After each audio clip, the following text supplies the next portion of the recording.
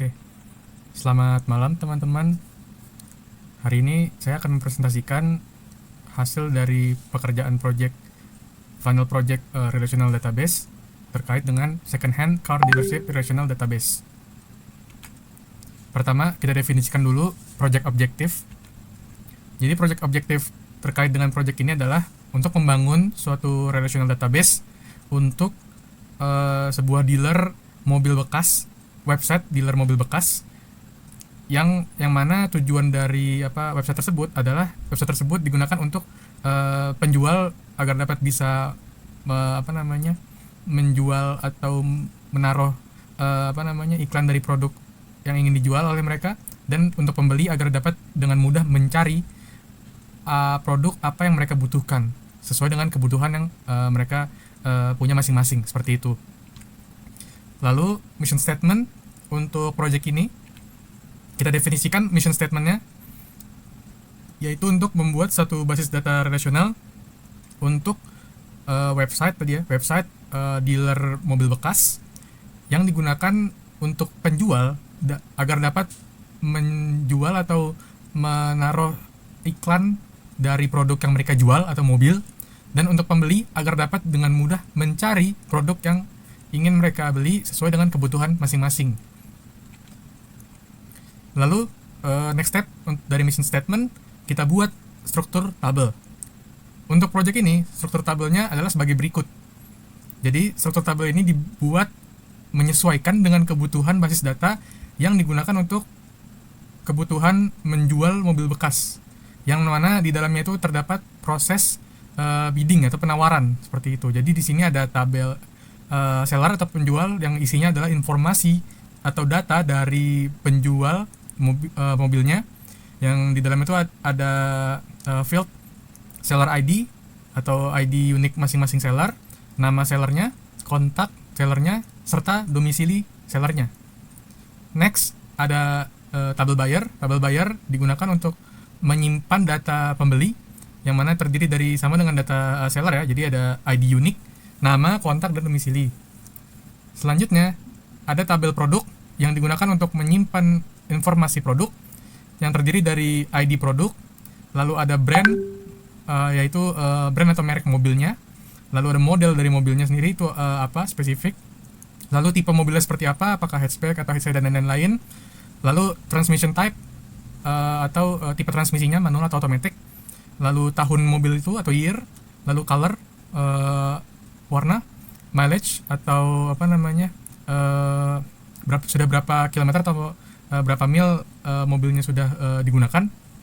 Lalu ada seller ID. Nah, seller ID ini nanti digunakan untuk mengidentifikasi suatu produk ini dijual oleh siapa gitu. Nanti akan bisa dihubungkan dengan tabel seller gitu. Jadi siapa penjual dari produk tersebut. Lalu di sini ada tabel bid.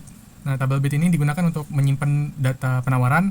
Isinya ada ID penawaran, tanggal penawarannya tanggal berapa, produk yang dijual itu ID berapa, lalu pembelinya itu adalah ID berapa, dan harga dari penawaran itu berapa. Lalu terakhir ada tabel kota, digunakan untuk menyimpan data kota. Isinya ada fieldnya city ID atau ID kota, nama kota, latitude dan longitude atau lintang bujur, lokasi geografis dari kota tersebut. Selanjutnya di sini kita membangun table relationship diagram. Nah, lalu nanti untuk lebih detail akan saya jelaskan di entity relationship diagram, tapi intinya untuk table relationship ini jadi masing-masing tabel akan saling terhubung dari primary key dan foreign key yang terdapat di masing-masing tabel gitu. Nah, si key sini ini sudah dipilih dari ID yang paling unik dari masing-masing tabel, yang mana tuh biasanya dapat dengan mudah diidentifikasi dari nama tabel underscore ID-nya gitu. Jadi misalkan di sini ada city ID, berarti dia adalah primary key atau key dari tabel city, lalu produk ID untuk produk dan lain-lain. Nah, nanti untuk penghubung dari masing-masing tabel nanti akan ada foreign key, yang mana nanti juga sudah dimasukkan nih di masing-masing tabel yang berhubungan. Misalkan di tabel produk ada seller ID, berarti dia nanti akan terhubung dengan tabel seller dan lain-lain gitu. Bisa dilihat di entity relationship diagramnya. Selanjutnya di sini ada determine business rules. Kita tentukan business rules-nya untuk project ini. Nah, dari dari hasil kajian singkat untuk informasi yang terdapat pada tabel-tabel yang ada di project ini yang sudah saya buat di tabel structure ini, disimpulkan adalah semua field harus diisi, jadi tidak boleh kosong.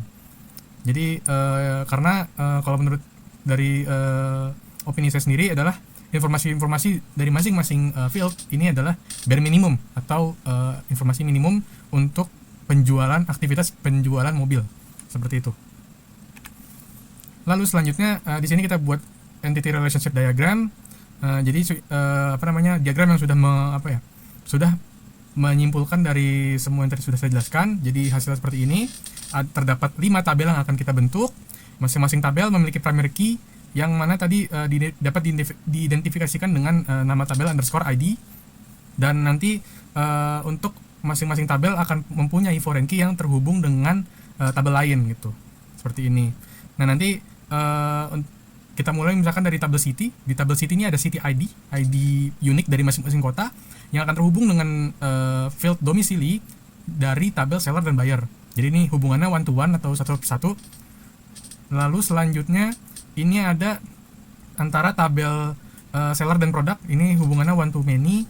Jadi dari seller ID satu seller dapat menjual beberapa produk ya. Jadi dia bisa memiliki beberapa produk ID gitu. Lalu sama juga dengan buyer ID memiliki hubungan one to many dengan bid ID. Jadi satu buyer bisa memiliki atau mengambil beberapa bid sekaligus gitu. Lalu untuk produk ID hubungannya one to many dengan tabel bid ya. Jadi tabel bid jadi dalam satu produk dapat dilakukan beberapa kali bid seperti itu. Dan seperti yang tadi sudah dijelaskan juga, untuk masing-masing field dia harus diisi sehingga dia di sini mempunyai constraint not null, jadi dia tidak boleh kosong.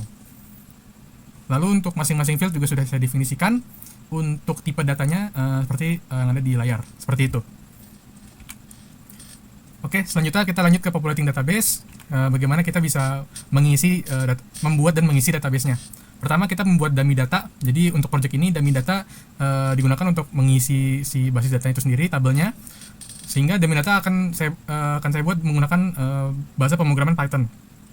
Nah, untuk package yang digunakan untuk pembuatan dummy data ada package faker, random, dan pandas. Jadi pandas untuk manipulasi data, faker dan random digunakan untuk mengenerate nilai-nilai random ya, nilai random dan nilai random seperti itu. Nah, ini salah satu contoh sampel code-nya di bahasa pemrograman Python yang saya gunakan untuk generate dummy data tabel seller seperti itu. Ini salah satu contohnya. Jadi menggunakan 3 package yang sudah saya jelaskan tadi, seperti itu. Dengan menggunakan kode looping biasa. Lalu di sini setelahnya kita lakukan pembuatan database atau tabel database.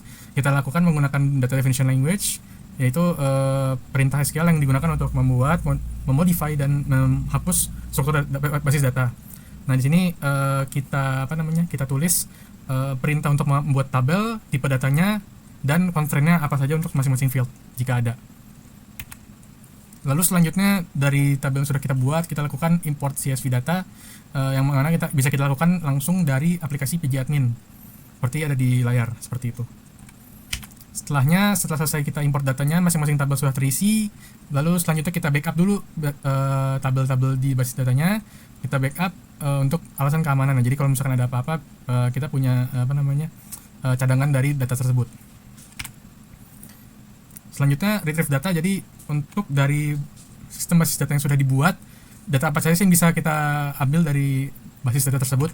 Yang pertama, kita bisa mencari produk atau mobil yang mempunyai tahun sekian gitu. Jadi kita bisa mencarinya sesuai dengan tahun yang kita inginkan.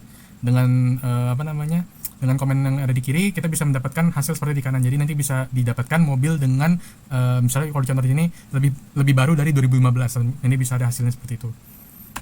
Lalu selanjutnya kita bisa juga menambahkan bit baru ya, tentu saja, karena memang tujuan dari tabel ini adalah atau basis data ini adalah untuk memudahkan ya penjual dan pembeli bertransaksi di web, sehingga tentu saja harus bisa menambahkan penawaran gitu. Jadi di sini kita tambahkan penawarannya menggunakan komen yang ada di layar seperti itu, sudah bisa. Lalu selanjutnya kita bisa mencari semua mobil yang sudah yang sudah dijual apa namanya dari seller tertentu gitu. Itu sudah bisa kita cari juga. Misalkan di sini sellernya adalah seller ID 35 atas nama Prayogo Simanjuntak. Nanti ada beberapa produk ID atau produk yang dia jual gitu. Bisa kita cari. Lalu selanjutnya ada query untuk mencari mobil termurah atau produk termurah dengan keyword tertentu. Nah, contohnya di sini adalah keywordnya adalah Yaris ya. Jadi di sini kita bisa mencari produk mobil Yaris yang memiliki harga yang sudah diurut dari yang termurah seperti itu. Selanjutnya kita bisa mencari mobil yang memiliki lokasi terdekat dari lokasi tertentu ya. Jadi misalkan kita punya lokasi, nanti dari lokasi tersebut mobil mana aja nih yang paling dekat gitu. Nanti kita bisa melakukan query-nya. Pertama kita lakukan dulu pembuatan fungsi untuk menghitung Euclidean distance seperti di layar. Lalu dari situ kita baru query menggunakan fungsi tadi. Kita masukkan kita itu ingin mencari di kota mana. Di sini ada ganti ID kota ya di line 5 dan 6, nanti kita bisa ganti sesuai kebutuhan, nanti hasilnya ada di bawah. Jadi kita bisa mendapatkan mobil atau produk yang terdekat dari lokasi tersebut. Lalu selanjutnya di sini kita bisa query juga jenis-jenis mobil apa saja atau model mobil apa saja yang paling banyak dibid atau dilakukan penawaran seperti itu. Lalu di sini kita juga bisa membuat perbandingan dari harga mobil rata-rata di masing-masing kota seperti itu ya. Lalu ini juga pembuatan query untuk membandingkan membandingkan dari dari masing-masing model mobil berapa penawaran pertamanya, lalu berapa penawaran setelahnya beserta dengan harganya seperti itu. Lalu yang terakhir ini adalah membandingkan perbedaan persentase ya dari harga rata-rata mobil dengan harga rata-rata penawarannya gitu. Jadi harga mobil kan di sini ada di ini ya, produk di tabel produk. Jadi dari seller sudah menentukan berapa harganya. Nah, nanti kita bisa bandingkan rata-rata harga penawarannya untuk satu mobil, model mobil dengan rata-rata harga mobil itu sendiri gitu. Nah, bisa kita lihat di layar proses query dan hasilnya seperti ini. Oke. Demikian sekian dari saya presentasi singkat dan sederhana untuk project ini. Terima kasih telah menyimak. Selamat malam.